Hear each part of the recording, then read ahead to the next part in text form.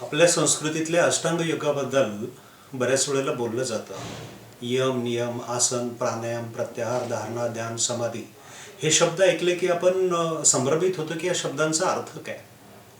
M या शब्दाचा अर्थ आहे की तुम्ही जगामध्ये वावरताना इतरांशी कसं वागावं. यम हे 5 प्रकारचे सांगितलेले आहेत. एक अहिंसा, काया वाचा मनाने तुम्ही हिंसा करायची नाही, दुसऱ्याला त्रास द्यायचा नाही. सत्य म्हणजे तुमच्या डोळ्याला आणि कानाला जे ऐकू येईल, डोळ्याला जे दिसेल तेच तुम्ही सांगणं, याला सत्य म्हणायचं. अस्तेय म्हणजे कुठल्याही गोष्टीचा मोह नसणं. ब्रह्मचर्य म्हणजे सत्याच्या शोधार्थ तुम्ही अभ्यास करत राहणं. लग्नाचा आणि ब्रह्मचर्याचा संबंध प्राचीन काळी कुणीही लावलेला नव्हता. याज्ञवल्क्याने एका व्याख्येमध्ये म्हटलेलं आहे की आपल्यापेक्षा वयानं लहान आणि लग्न न झालेल्या मुलीशी जर तुम्ही लग्न केलं तर ते तुमचं ब्रह्मचर्याचं पालनच समजलं जातं. त्यामुळे त्याचा फार बाऊ करत बसू नका. अपरिग्रह म्हणजेच सर्व उपभोगांचा त्याग आणि संचय न करणं हे झालं यम. नियम म्हणजे तुम्ही स्वतःच्या शरीराशी आणि स्वतःमध्ये कसं परिवर्तन कराल. तर स्वतःच्या उत्कर्षासाठी तुम्हाला शरीर व मनाची शुद्धी असणं म्हणजे हा शौच हा पहिला. संतोष म्हणजे कुठल्याही परिस्थितीमध्ये तुम्ही संतोष, प्रसन्न राहणं. तप म्हणजे प्रतिकूल सर्व सहन करण्याचा सराव करणं. स्वाध्याय म्हणजे वैचारिक शुद्धी व ज्ञानासाठी विचारांची देवाणघेवाण सतत करत राहणं. आणि ईश्वर प्रणिधान म्हणजे सर्व कर्मे भगवंताला अर्पण करणं.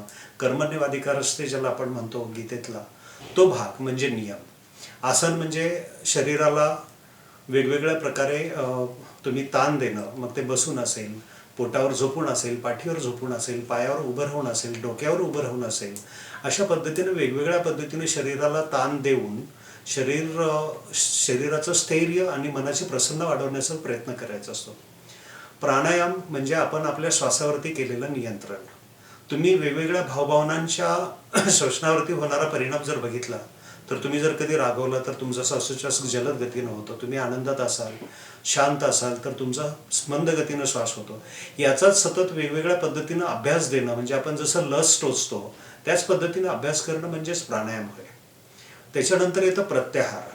तुम्ही बाहेरच्या सर्व विषयांपासून स्वतःला अंतर्मुख करणं म्हणजे प्रत्याहार. हे जे 5 योग झाले याला बहिर्योग म्हटलं जातं. आणि त्याच्यानंतर पुढचे जे 3 योगात त्याला अंतर्योग म्हटलं जातं. धारणा, ध्यान आणि समाधी. धारणा म्हणजे एखाद्या वस्तूवरती मन एकाग्र करणं. एकाग्र करण्यासाठी लागणारी वस्तू किंवा माध्यम म्हणजे धारणा. ध्यान म्हणजे त्या माध्यमावरती किंवा त्या वस्तूवरती लक्ष केंद्रित करणं. आणि समाधी म्हणजेच ध्यानाची सर्वोच्च अवस्था. तुम्ही ज्या गोष्टींवरती लक्ष केंद्रित करता त्याच्याही पलीकडे जाणं म्हणजे समाधी अवस्था. म्हणजे ह्या पूर्वीच्या 7 अवस्था आणि समाधी अवस्था ह्या पूर्णपणे वेगळ्या आहेत. अमेरिकेतील पेनसिल्व्हानिया युनिव्हर्सिटीमध्ये न्यूरोलॉजीचा एक न्यूरोथिओरॉलॉजी नावाचा विषय आहे. त्यांनी एक स्पेक्ट मशीन तयार केलेली आहे. समाधीमध्ये जाणाऱ्या साधूच्या किंवा प्रार्थना करत असणाऱ्या एखाद्या ननचा जर अभ्यास त्यांनी केला तर त्यांनी एक प्रयोग केला होता. अँड्र्यू न्यूबर्ग या शास्त्रज्ञांनी तिबेटी साधू जे बेम होते व फ्रान्सिस्कन नन ह्या ज्या सिस्टर सेलेस्ट होत्या त्यांच्यावरती त्यांनी प्रयोग केले. ते साधू बेम ज्या वेळेला समाधी अवस्थेत जात होते त्यावेळेला त्यांच्या इंट्राव्हेनसमध्ये रेडिओ ॲक्टिव्ह ट्रेसर टोचले आणि त्यांनी मशीनमध्ये त्या रक्तप्रवाह कसा होत चाललाय त्या मेडिटेशन मध्ये केल्यानंतर किंवा ध्यानावस्थेत केल्यानंतर त्यांच्या अवस्थेत मेंदूच्या अवस्थेत काय परिणाम होतोय तो बघितला. आणि सिस्टर ज्या वेळेला प्रार्थना अवस्थेत केल्या त्यावेळेला त्यांच्यामध्ये काय फरक होत गेला तर त्यांच्या लक्षात आलं की मेंदूचा जो आपला डावा उजवा मेंदू आपण म्हणतो आणि जिथं जो कार्यरत सतत असतो त्याच्यातल्या न्यूरॉनची संख्या कमी व्हायला लागली. तिथला रक्तपुरवठा कमी होत असलेला त्यांच्या लक्षात आला. आणि जो फ्रंटल लोब आपण म्हणतो पुढचा मेंदू किंवा इतर जो आपण वापरत नाही, आपण बेसिकली 4 ते 5% मेंदूच वापरतो. राहिलेला जो आपण म्हणतो तो जो सबकॉन्शियस किंवा आपण जो मेंदू वापरत नाही तो जो मेंदू आपण फ्रंटल लोब म्हणतो किंवा आपल्या मेंदूचा जो हा भाग आहे तृतीय नेत्र आपण म्हणतो, तर त्या भागामध्ये रक्तपुरवठा वाढलेला त्यांच्या लक्षात आला.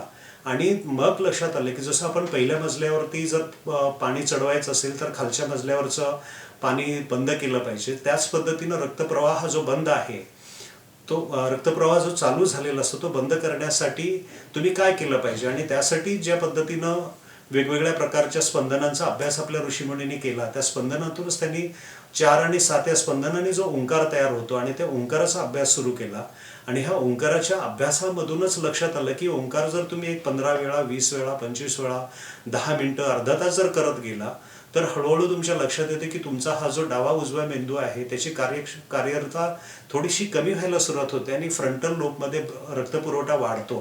म्हणजे जे ह्या शास्त्रज्ञांनी शोधून काढलं त्याच्यासाठीच तुम्हाला ओंकार हा उपयोगी पडेल. ओंकाराचं जे स्पंदन आहे, ओंकाराचा जो उच्चार आहे, तोच आपण विश्वनिर्मितीच्या महास्फोटाशी त्याची तुलना करतो किंवा नासानी आता जे सूर्याचा आवाज रेकॉर्ड केला असं म्हटलं जातं त्याचा आवाज आपण याच्याशी म्हणतो. म्हणजे ब्रह्मांडी ते पिंडी जे आपण म्हणतो त्या पद्धतीने ह्या ओंकारातून आपण आपल्या शरीरामध्ये बदल घडवू शकतो आणि त्यासाठीच प्रत्येक व्यक्तीनं ओंकाराचा अभ्यास करायला काही हरकत नाही.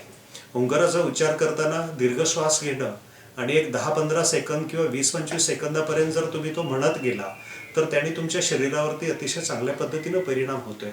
तुमचं निद्रानाश असेल, स्ट्रेस असतील किंवा इतर गोष्टी असतील त्याच्यावरती अतिशय चांगल्या पद्धतीनं परिणाम होतोय. आपले 4 वेद, 108 उपनिषद, 18 पुराणं, एक अख्खं छांदोग्य उपनिषदच ओंकारावरती आहे.